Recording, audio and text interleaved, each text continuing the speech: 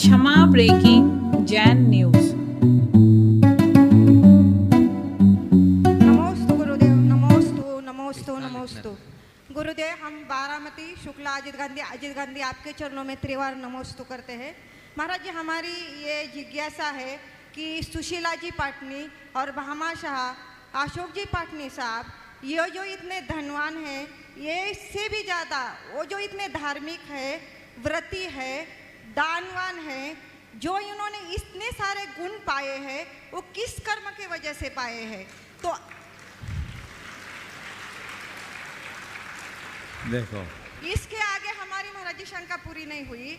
तो हम ये चाहते हैं कि जैन धर्म में इनके जैसे बहुत सारे श्रावक हो जाए तो हमारा जैन धर्म बहुत उन्नत हो जाएगा। तो इसके लिए हमें भावना योग में क्या कमांड देनी चाहिए? भावना योग में क्या भावना बानी चाहिए? आपकी भावना बहुत अच्छी है, लेकिन ये मान के चलना, चांद सूरज तो एक एक ही होता है, अनेक नहीं होता। समझिए, हमारे यहाँ जब चक्रवर्तियों का शासन रहता है तो चक्रवर्ती भी एक ही रहता है। हर कोई चक्रवर्ती बन जाए तो चक्रवर्ती का महत्व ही खत्म हो जाए। इसलिए भामा शाह अभी हमारे समाज में एक ही है और एक ही रहेगा। लेकिन आपने जो भाव व्यक्त किया, यह बहुत प्रशंसनीय, अनुकरणीय है। अच्छे लोगों को देखकर अच्छा कार्य करने के लिए उत्साहित होना चाहिए। मन में ऐसा भाव होना चाहिए कि हम भी ऐसा करें। गुणानुरागी वृत्ति का ये उदाहरण है। ये कर सकते तो हम भी करें। पर इसके विषय में ये कहूँगा कि दान के क्षेत्र में दान की मात्रा से कहीं ज़्यादा दान के साथ जुड़ी हुई भावना अर्थ रखती है। आज आप इन जैसा दान नहीं कर सकते, कोई चिंता नहीं, लेकिन अपनी शक्ति का जो उत्कृष्टतम है वो करो। और आज बीज बोओगे, कल बट का वृक्ष बनेगा, तो फलता है, कालांतर में फलता है। हर व्यक्ति अपनी शक्ति और परिस्थिति के अनुसार देता है। लेकिन हमारे यहाँ एक शब्द है, यथाशक्ति तप, यथाशक्ति दान। लोगों को बिल्कुल मायूस नहीं होना चाहिए जो अधिक दान नहीं दे पाते, लेकिन दूसरे दातार को देखकर भावना जगानी चाहिए कि मैं अपनी शक्ति के अनुसार जो उत्कृष्टतम दे सकूं वो दूं। आपने पूछा एक किस पुण्य के उदय से? इनने जरूर पिछले जन्म में खूब दिया है और देने के कारण खूब पुण्य कमाया है। वही संस्कार लेकर आज यहाँ आए हैं और खूब कमा भी रहे हैं और दे भी रहे हैं। देखिए, हमारी समाज में धनपतियों की कमी नहीं है। आज भी ऐसे लोग होंगे, हैं भी, जो हो सकता है इनके समकक्ष या इनसे आगे भी हों। लेकिन ध्यान रखना, अमीर व्यक्ति दान नहीं करता। अमीर व्यक्ति दान नहीं करता, उदार व्यक्ति दान करता है। जिनके अंतरंग में उदारता होती है, वही दान जैसे पवित्र कर्म के लिए उत्साहित होता है। और ये उदारता तभी आती है जब तीव्र पुण्यानुबंधी पुण्य का उदय होता है। पुण्यानुबंधी पुण्य और पापानुबंधी पुण्य के अंतर को सभी को समझना चाहिए।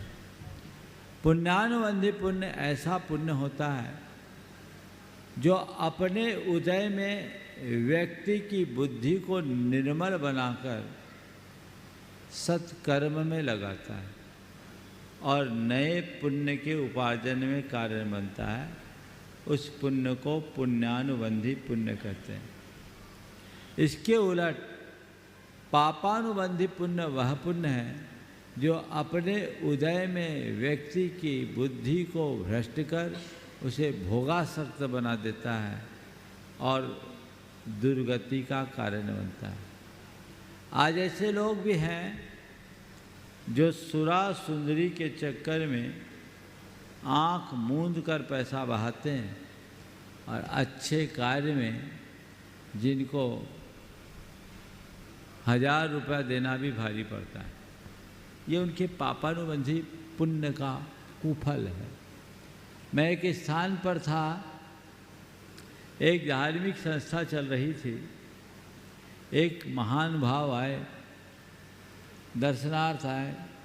उन्होंने कहा ये तुम्हारे दादाजी की प्रेरणा से स्थापित संस्था है, इसमें यदि आप कुछ योगदान दो तो बहुत अच्छा होगा।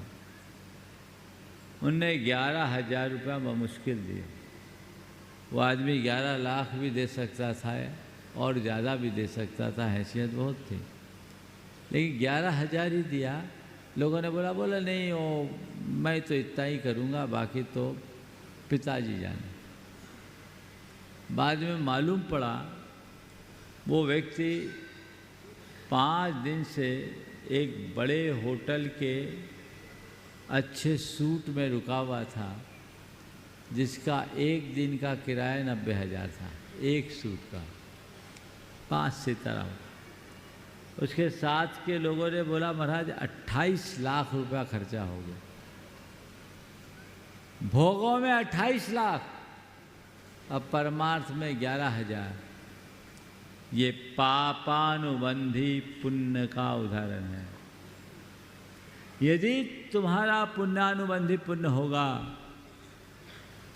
तो अपने एक एक पाई का ध्यान रखेंगे, गलत काम में एक पैसा नहीं और अच्छे काम में कोई कोताही नहीं। ये दृष्टिकोण होना, ये दृष्टिकोण यदि होता है तो बहुत अच्छा होता है। तो निश्चित ये लोग खूब कमा कर आए और जी भर करके कमा रहे हैं, इसलिए उन्होंने ये स्थान बनाया। और लोगों को भी प्रेरणा लेनी चाहिए, थोड़े से भी महाफल मिलता है।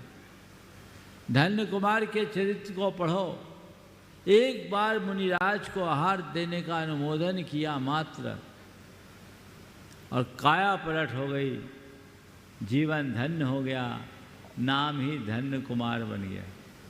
कुछ दिया नहीं था, अपना द्रव्य भी नहीं दिया था, लेकिन अनुमोदना किया था।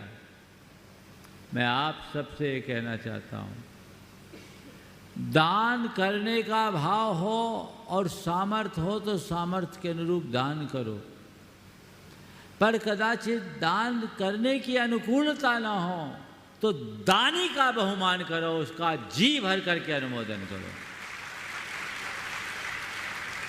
ये अनुमोदना भी पुण्य का कारण है, पर प्रायः लोग अनुमोदना में भी कंजूसी दिखाते हैं। बहुधा लोग अनुमोदना करने की जगह आलोचना करने लगते हैं और पाप का बंध करते हैं। अरे हाँ बहुत है, नंबर 2 का पैसा ऐसे लगा रहे हैं, कुछ नहीं है, मुंह चलाने में कितनी देर लगती। अच्छा कार्य करो, किसी के भी दान की, वो क्या कर रहा हमें ये नहीं देखना, अभी क्या किया ये देखो, उसकी अनुमोदना करो। अच्छे कर्म की अनुमोदना का भी अच्छा परिणाम मिलता है और यही परिणाम हमारे जीवन का उत्कर्ष करता है। तो ये निश्चित सभी के जीवन को आगे बढ़ने का, बढ़ाने का आधार बन सकता है। महाराज जी, आचार्य श्री के आशीर्वाद से हमने बारामती में पूर्णायु आयुर्वेदिक चिकित्सालय चालू किया है। बहुत समाज आशीर्वाद। आप सबके लिए आदर्श इस देश के भामाशाह अशोक सुशीला जी पाटनी की संगत, आर के मार्बल, और उसके बाद में तैयार रहेंगे मुन्ना रीता जी पहाड़िया, और साथ में ही उनके बहन बहनोई पूरे परिवार के साथ में वे प्रश्न करेंगे। नमोस्तु महाराज श्री। इच्छा में महाराज श्री, आज मार्दव धर्म के बारे में सुबह प्रवचन में आपने अहंकार, मान और अभिमान के बारे में बताया। एक और होता है महाराज जी स्वाभिमान। तो आप ये बताइए महाराज जी कि हमें कि इनमें अहंकार, अभिमान, मान और स्वाभिमान में क्या फ़र्क है, और स्वाभिमानी होने में कोई बुराई तो नहीं है। बहुत अच्छा। देखिए 4 शब्द हैं, मान, अभिमान, मद और स्वाभिमान। स्वाभिमान से शुरू करता हूँ। स्वाभिमान, मान, अभिमान और मद। स्वाभिमान क्या है? अपनी गरिमा को बनाए रखना स्वाभिमान।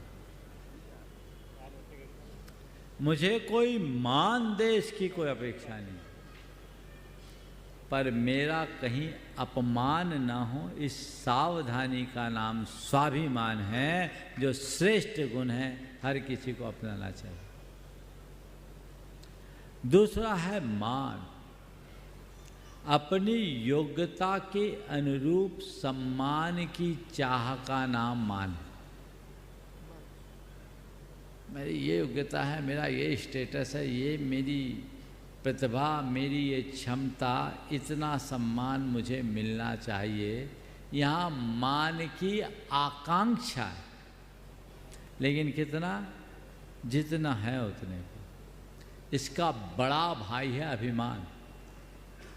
योग्यता से अधिक सम्मान की चाह। जितनी योग्यता है उससे ज्यादा सम्मान की चाह, यह अभिमान।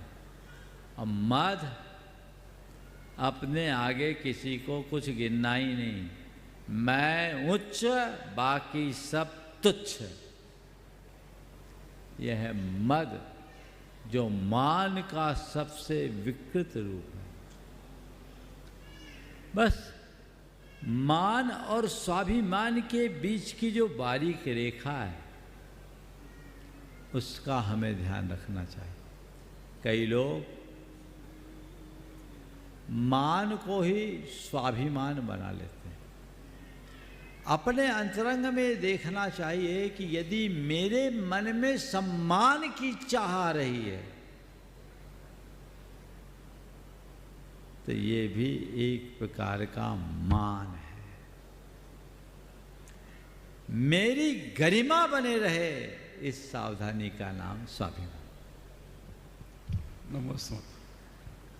नमस्ते महाराज श्री जी। छोले जी महाराज को इच्छा में महाराज जी लेशा और गुणस्थान हो बनते हैं, तो क्या दोनों ही अपने भावों से बनते हैं? बहुत अच्छा सवाल।